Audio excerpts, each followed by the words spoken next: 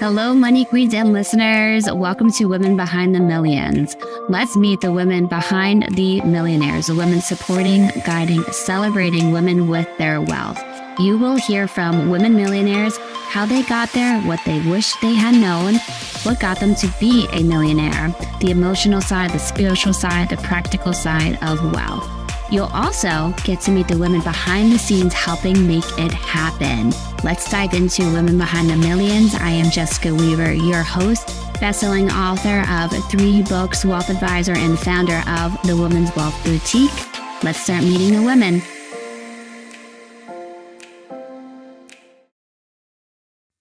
Hello, Money Queens. Welcome back to Women Behind the Millions, where we talk all things pink, power, and prosperity. We are in our newest season featuring our latest round of Financial Trendsetters with Financial Trendsetters 3. That's right. And we already have a book deal for 4 and our next gen, our children's version of Financial Trendsetters. Cannot wait for these books to come out. It's just been an amazing ride. And all along, we're raising money through our Financial Trendsetters Scholarship Fund. So you'll see multiple ways that you can donate and help us get more women into finance, making finance female and fierce. Tonight's episode is about finding your passion, and knowledge is power. Sir Francis Bacon, knowledge is power. The more that we can learn, educate ourselves, and just be on this path of lifelong learning, the closer we're going to get to our purpose in life and what that passion is. But when you kind of just pigeonhole yourself into one track, the passion fades. You almost get frustrated because you aren't going after what you truly are here on earth to become and to serve and to help people with. So tonight we have with us one of the authors of Financial Trendsetters 3, Karen Santini. She was a CPA for over 30 years and became a certified financial planner. She is located in Pennsylvania. Her practice includes a full range of financial advisory services, including tax planning, goals-based planning, asset management. She works with individuals, small businesses, and trusts. She's a certified public accountant and a certified financial planner. What a powerhouse. Let's bring Karen to the stage. Hello, Karen. How are you tonight? Wow, great. Thank you so much for having me. Thank you for being here. What pulled you into the project Financial Trendsetters 3? What made you want to be part of this movement? You know what? I just love the idea of women coming together and supporting one another. And I love to have the opportunity to tell my story about how I got to where I am in my business. So it's just a wonderful opportunity. What was it like writing your chapter? Was it cathartic, therapeutic? Was it frustrating? What went all the emotions? So when I first started writing my chapter, I had a much different view of what I was going to write than what I ended up with. And, you know, as I started writing, I sent it to my kids. I wanted them to look at it and they had feedback.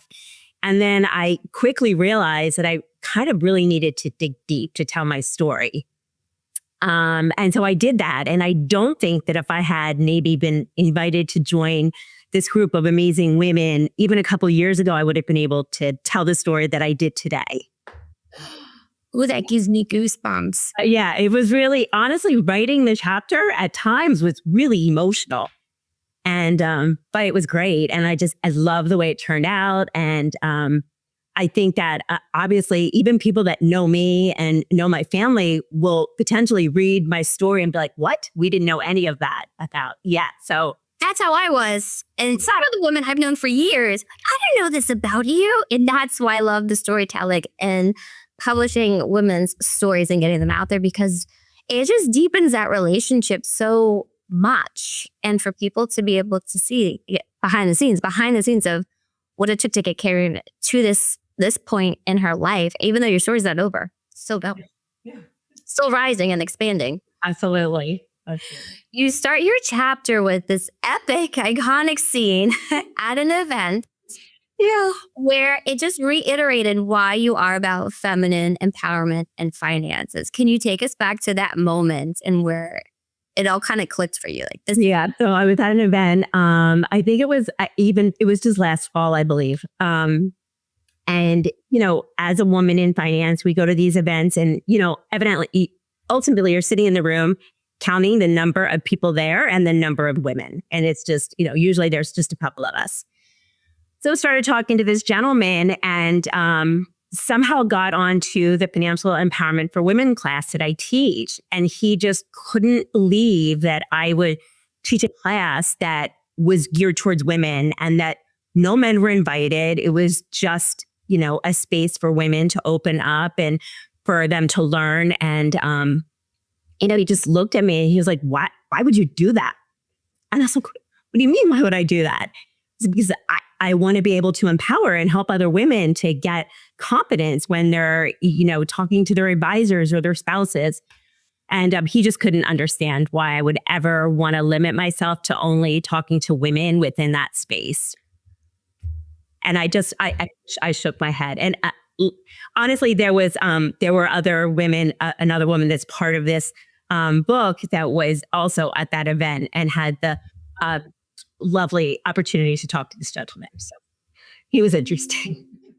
The thought that popped in my head as I read that moment in the book was the power out of walking out of rooms that no longer serve you or away from people that don't serve you. It's like, I don't need to be in this room with you. This is why I do what I do. And I need to be a representative for women here because people like you are not going to help the situation. They're going to make it worse. And the reality is when a woman, comes to work with their advisor, they are looking for a different conversation than they're going to have with a male advisor. And so we approach planning and advising very differently than men do. Listen, I work with plenty of men also, but when a woman comes into my office, she's looking for a much different relationship and it's more personal. And I love being able to offer that. And creating that space for her. Yeah. Your childhood growing up sounded like you had an amazing childhood full of love, family. But then looking back on it, you realize there were financial struggles happening. What were those moments that stuck out to you?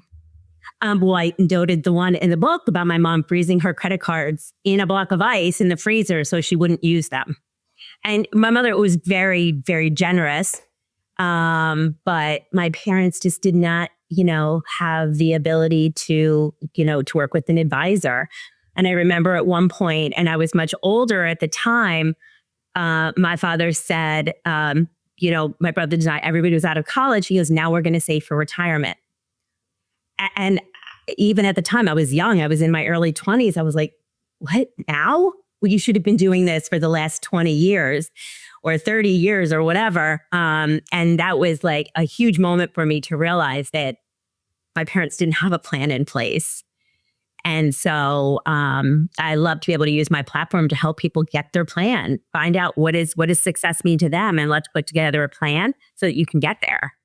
Yes. I mean, what a moment. And old school of your mom to be putting it in the block of ice. That's major.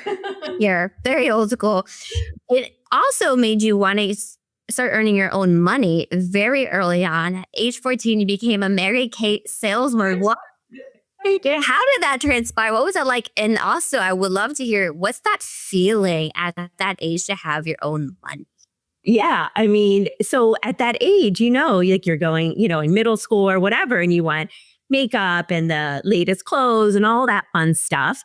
And so I was like, what can I do at this age? Well, I couldn't do anything. I couldn't go to a store. Nobody would give me a job. But Mary Kay was willing to take me on. I don't even remember if maybe like my mom had to sign up because I was so young. And I just traipsed through my neighborhood. And I lived in a pretty large development. So, I would me and my little bag would go, door to door. And there were plenty of people that took pity on me and bought Mary Kay from a child. So it was a lot of fun. Once I was able to get a job in a store, I went and did that. But yeah, it was fun. Wow. I will say there's been a lot of trendsetters in this book who started very early on earning their own money, their own independence. And it's no wonder they moved into then an area of work where they continue, but also to show other people how to do that as well for it. You made a note about your parents sacrificing, which you referenced before. He sacrificed retirement, going on trips, for your college, do you feel those values are instilled in you and now in your kids too? Absolutely. I mean, knowing that, and again, I didn't know this when I was in college. I didn't learn until after college that my dad would just, trade in his vacation for the money so he could pay for our tuition. And as kids, we would all, load up in the back of the, our station wagon and head down to the Jersey Shore for, a week in a little tiny apartment. And it was just so much fun. We loved it. But, I think before I was an adult, I was probably in an airplane one time. And that was when my parents took us down to Disney. We went once. And we were I think I was in ninth grade when we went. But yeah, I mean, it's a matter of really, finding your values and making sure that, those take a priority. And I think I did that with my kids. And I see that my kids are both really hard workers. They're both adults and really hard workers. And I love that. What's interesting, because I hear this a lot where women come on this show and they're like, I had an amazing upbringing. We were happy. We had fun together, but it was not lavish at all. We probably were middle class or lower for it. And it's interesting because I feel like today, and maybe it's because of social media and everybody's broadcasting all these things that they're doing, but we've gotten away from that so much where we feel guilty if I can't bring my kids to Disney every year because it costs a ton of money, or not doing all these trips, or even the sports, which gets out of hand. And now they have to do year-round sports and you're dropping $4,000 or $5,000 a pop for these different leagues too. And you feel guilty not doing that. Yeah. Back then growing up, it was so different. Right. I mean, we didn't we played baseball. We went to the park behind our house. In the summer, my mother shuffled us out the door and we played outside all day. Yeah. And we came in when it got dark. But yeah, kids don't do that these days. Even my kids, they were involved in sports, and they were expensive sports. And, there's dance now, there's all this stuff. And we just didn't do that back then. So it's a much simpler way of living, obviously. It'll be interesting to see what the values, how they change and transform as the upbringings keep changing. Yeah, absolutely. Early in your career, you purchased an accounting firm. How did that come about? Were you actively looking? I would love to hear about that transition. So it was wonderful. So I had met this CPA through a family member, through my cousin. And he was elderly at the time. I don't know how old he was when I first met him. And this was long before I purchased his practice. He was looking for a CPA to kind of help him with bookkeeping and stuff like that. So I did that. And then, as time wore on, he was doing tax returns by hand. And I said, no, we need to do them on the computer. So, put his tax returns on the computer. And then I was getting a divorce. And so I was in his office helping him with his clients. And I went into his office and I said, Elmer, is it at all possible for you to write me a reference letter? I think I want to go back into industry, maybe as a controller or something like that. And his wife worked there and she was out in the reception area. She goes, no, Elmer, nope. She's going to buy your practice. She's perfect. And I was like, what? And so I was terrified because, like I said in the book, no one had ever put me in front of a client before. I had kind of been behind the scenes. And so I said, oh, okay. And so the timing was just perfect. He was available to me, I think, within that first year to meet with clients together. And he transitioned, I bought his book of clients and they were just such a lovely couple. And their clients, I work with, a lot of them to this day. Some of it was an older client base. Obviously, some people had gone. But just wonderful people working with amazing people. And so that was how I started in having my own business. And that was with my CPA firm. And that was in 2006. What a beautiful story. I love that the wife, no, she's going to buy. Perfect. She's perfect for your clients. And I was like, it was terrifying, but I did it. Talk about divine timing. What would it take for you to be in that office at that moment, her overhearing it at the time when they are ready to sell to? Yeah. That's incredible. Incredible. We are going to take a short pause as we're going to continue this journey with Karen and what her practice has evolved to now and becoming a trendsetter as well. But let's take a look at the Pink Fix store. Welcome to the Pink Fix shop, where rebels, trailblazers, and legacy builders find their voice in every sip, stitch, and page. From best-selling teas to manifesting mugs, every item is designed to spark conversation and celebrate your story. Start building your legacy in style, only at pinkfixproductions.com. We are back with Karen here, one of our financial trendsetters and Trendsetters 3. I had to quote this. I'm a firm believer that the biggest gift we can give our children is our own financial independence as we age. This sounds like it was taken from witnessing your parents. Yep. And what they went through. And then for you wanting to give this gift to your children of not being dependent on them. Right. Absolutely. How do you do this with your clients too, Karen? So when new clients come into my office, we'll sit down and spend a lot of time really just talking about their relationship with money, their beliefs, and what their family life looks like and what they foresee if they're not already retired for their retirement. And so it's really a matter of really digging deep and getting to know people. And then understanding what their idea of success is. And so everybody has a different idea of success. And my goal is to help my clients get there so that they can feel successful in their financial journey. Oh, that is true. We end up chasing somebody else's version of success. I don't have. My version of success, it might not be theirs. So it's really understanding that every person that comes in to see me is unique. Yes. Yeah. And often we don't know what's happening behind closed doors. Me too. I was having this conversation with friends and the daughters and my kids say the same thing too. Like, I think bigger houses are more beautiful, mommy, or houses with more stairs. Okay. But behind, what are the values behind these making these decisions, and how can we have financial trendsetters next generation engage with our children more? How have you been able to articulate this to your children? I think part of it was having my children see, they were, I think, 9 and 12 when I got divorced. Mm-hmm. And just really, seeing the trajectory of my business, from the time when they were young. And so, when I first got divorced, my office is attached to my house. My house is right back there. But I was here all the time. They would come home from work and, mom was here, she was working, and they understood, that they needed to kind of, let me do my thing. But they saw the struggle but they also saw the success.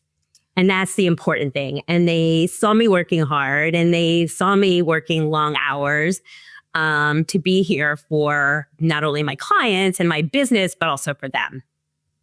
Oh, yes. So I think they learned a lot from that. And I love the fact that, both my son and my daughter saw me working really hard. And so I do love that.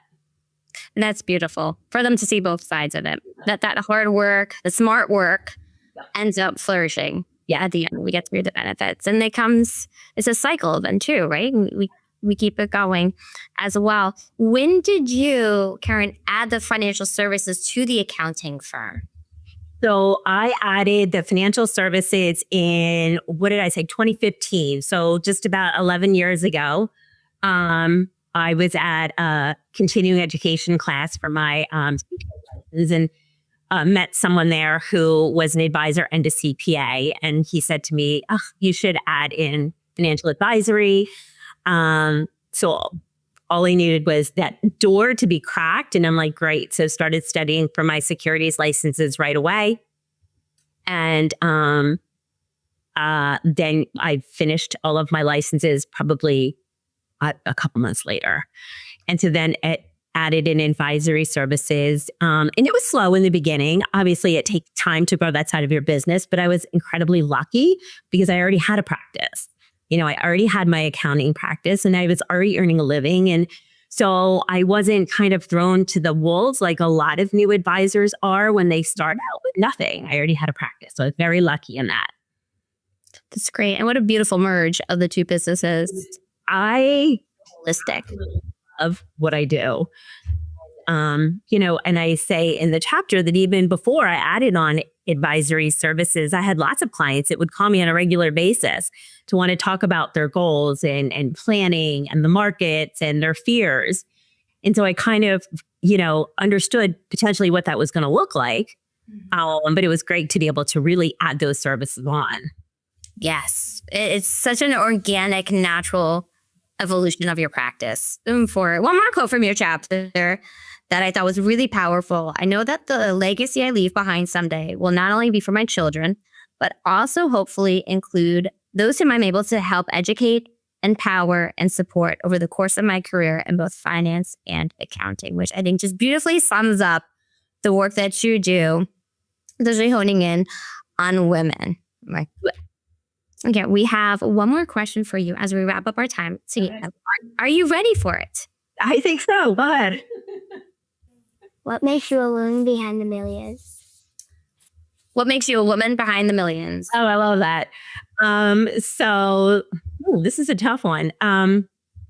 You know what? I love what I do. And I think that resonates with the people that I work with and the people that I meet.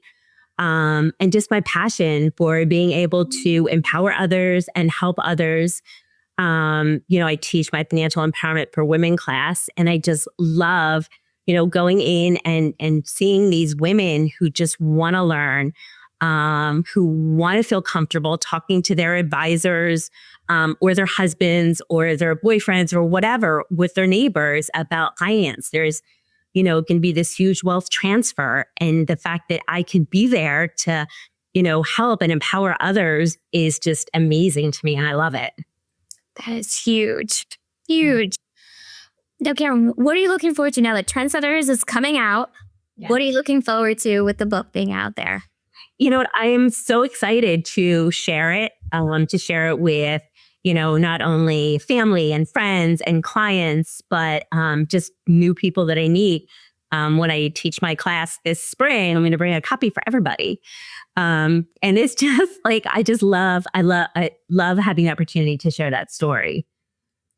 What a great idea to bring it to the class that you teach, for them to read story after story of an empowering woman, fierce, going through pain and struggle and being very vulnerable to share it. You shared about your divorce at a young age, at a pivotal moment with your career too, and your children, but coming out so much stronger. And incredible. You end your chapter with a quote that I have hung up in my office, right? It's like, here's to a strong woman. May we know them. May we be them. May we raise them. Amy Reese Anderson-Ott. Perfect way to start the chapter. Yeah, I love that quote. It is incredible. Any regrets writing the chapter? Any thoughts? No regrets. No, I absolutely loved it. Like I said, I didn't plan on really digging deep with my chapter.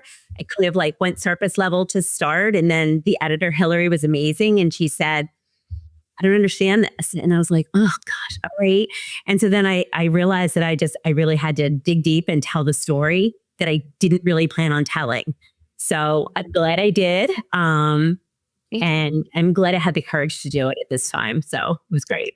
Thank you for sharing. That vulnerability is what unites us women and kind of bridges us together, the two, and breaks down these walls. So I applaud you. Thank you for sharing. Thank you so much. And being there, being part of our movement at Financial Trendsetters.